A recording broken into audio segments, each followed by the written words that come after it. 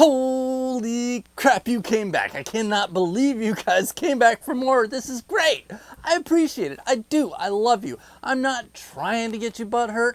It just works out that way. It's kind of funny how the truth always gets people kind of butthurt. So listen, today we're going to talk a little bit about what it means to be a conservative. And the reason we're doing this is to try and convey to the progressives, the liberals, the left, what we really think. You see, they all seem to think we have, that we're just evil, that we're selfish and greedy, and we just want society to suffer at our hands, and we want all the power in the world. Well, no, that's not what we think. But you seem to think that. So what I'm going to try and do for you is explain to you in terms that you'll understand what it means to be a conservative from a conservative perspective. I think this could be helpful for you. So you guys hang on just a minute. I'll be right back. You heard a while, but that's just what people do.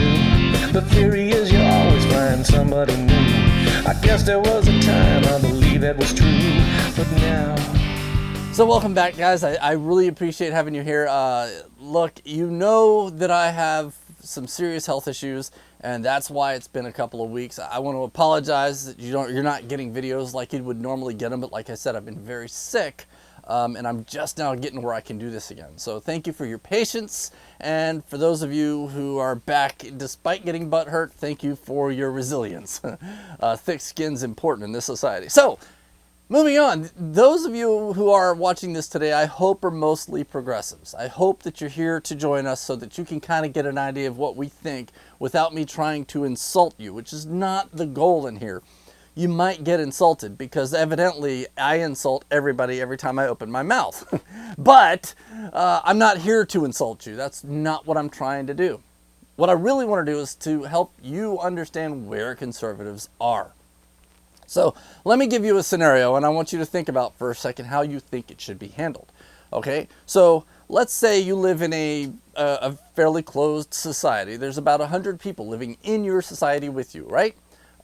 There's a church down the street, right? And I don't know, 60-70% of the people in your society go to that church, okay? So you have, all right, you have two guys. You have a guy named Tom and a guy named Sid, all right? So Tom is a really friendly dude. Tom goes to church every Sunday. Tom goes to, all the civics meetings and goes to all the events and all the parties, and he's really friendly and he's outgoing and he's, part of society. Anytime somebody needs help, old Tom, he shows up and he helps as much as he can, right? So Tom's that guy, and you all know that guy, right? All right, so Sid, on the other hand, Sid, he doesn't like society. He's a recluse. He does not want to be part of anything. In fact, when he wants something, he's been known to go into people's backyard and steal it. So Sid's he's not a good guy, right? He doesn't go to church, and that's kind of irrelevant overall, but, he thinks religion is stupid.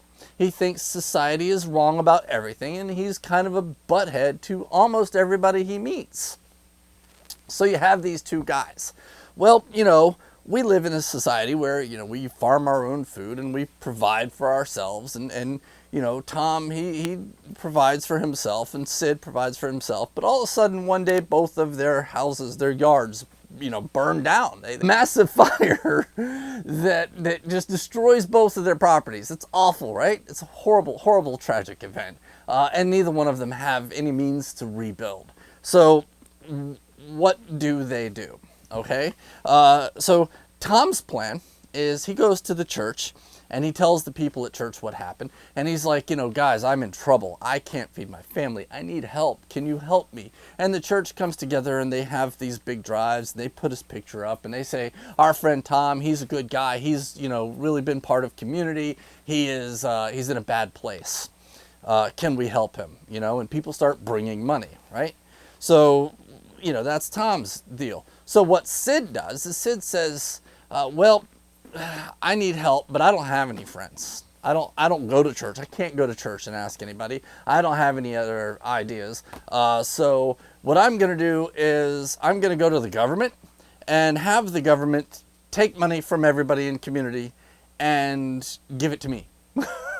So he goes to the government. The government's all right. Well, because we don't want to lose you as a voter, we're going to just tax everybody. And we're going to take some of what everybody got. And we're going to give some to you, and we're going to give some to Tom. We're going to split it in half because you both need it, right? So we're splitting, between the guy who treats everybody like crap and the guy who treats everybody well. So in that scenario, which person do you side with, right? Do you think that it's better that the guy who has no reason to be good to everybody because he knows government is going to give him money? You think that's a better situation than one where somebody actually has a reason to be, not just a, personal desire, but a reason to be good to people? Do you see the failures here? I know which side you are on, and it's Sid's side if you are a progressive, because let's face it, what is progressivism? Progressivism is making government foster progress. It is, we all want progress. Everybody on every side wants, community progress. But some of us believe that progress should be, organic and social. And some of us believe that the men with the guns should come force it on us. Okay? If you are the organic and social guy, you're a conservative. If you are the, men with guns come force it on us, you're a progressive. That's the way we see it. See, it's not that we don't want progress. It's not that we don't want anyone to have a new barn built if their barn burns down. We want people to ask for it, not to come take it from us at the point of a gun. And that's what Sid has done. Sid has gone to the government. The government has gone to everybody at the point of the gun and said, look, I don't care how you feel about him. He needs it. And merit is irrelevant. Behavior is irrelevant. You are going to give him money so he can rebuild. And that's all there is to it. I don't want to hear anything about it. And if you argue with me, I'll put you in jail. That is progressivism as it is. That's the reality of progressivism, right? So what happens next? Well, people start realizing, look, man, I've been, working on being friendly with everybody and trying to behave and being a good social person.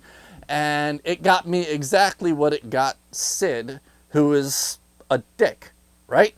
So why do I need to go through the trouble of being good when the bad guy gets exactly as much as I do, right? Some people will inherently be good, and I think that's what you've got your rests on. I think you're thinking, well, if everybody just could do whatever they wanted to, most people would want to be good. Great. That's not true. And I know you don't believe that, otherwise you wouldn't be trying to control guns, would you? Right? So you obviously don't believe that most people will just naturally do the right thing. So you know that, there has to be some influence, and that influence is necessity. Oddly enough, conservatism and capitalism create interdependency at a social level. If I run a business, I have to be good to my customers and I have to be good to my employees, or I won't be running a business very long. It'll go out of business. Unless it's a socialist business, because then it doesn't matter how I treat everybody because the government is doing it. And you're going to say, well, yeah, but we vote for the government. Yeah, you do. Look how well that's worked out, right? Look at what voting for government does. If you think that voting for people stops business corruption from happening, you need to pay closer attention. I mean, you have admitted that, we have government officials in bed with big business. So all you're doing by creating socialism is making those government officials more powerful and giving them more control over big businesses. You're not helping yourself. It doesn't work that way. Not in real life. Sorry. I wish it did. Hey, dude, if socialism worked out in real life like it does on paper, oh, I'd be all in. But it doesn't. It does not. Look, is capitalism perfect? No, but it's fair and it's reasonable. Socialism is not fair and it's not reasonable. Equality and fairness are two completely different animals. There's nothing fair about forcing equality. And that's the way we conservatives see it. Now, you might be looking at some of the things that are being done by recent Republicans. Please understand that I am not talking about republicanism in terms of Republican Party. The Republican Party has been a long way from conservative for a century. and it has just gone more and more progressive. Our current Republican administration is the most progressive administration since Teddy Roosevelt, or since Abraham Lincoln. Those were major progressives, and they were bad. They were not good people.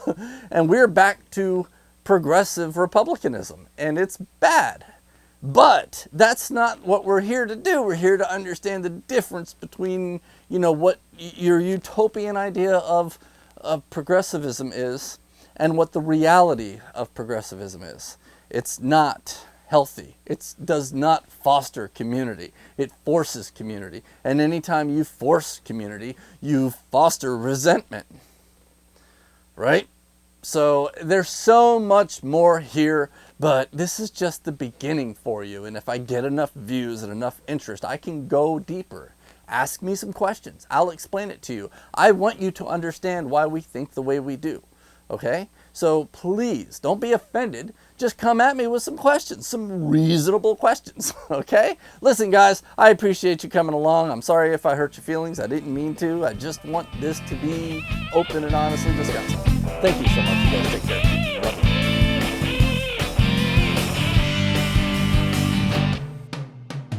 You heard a while, but that's just what people do. The theory is you always find somebody new. I guess there was a time I believe that was true.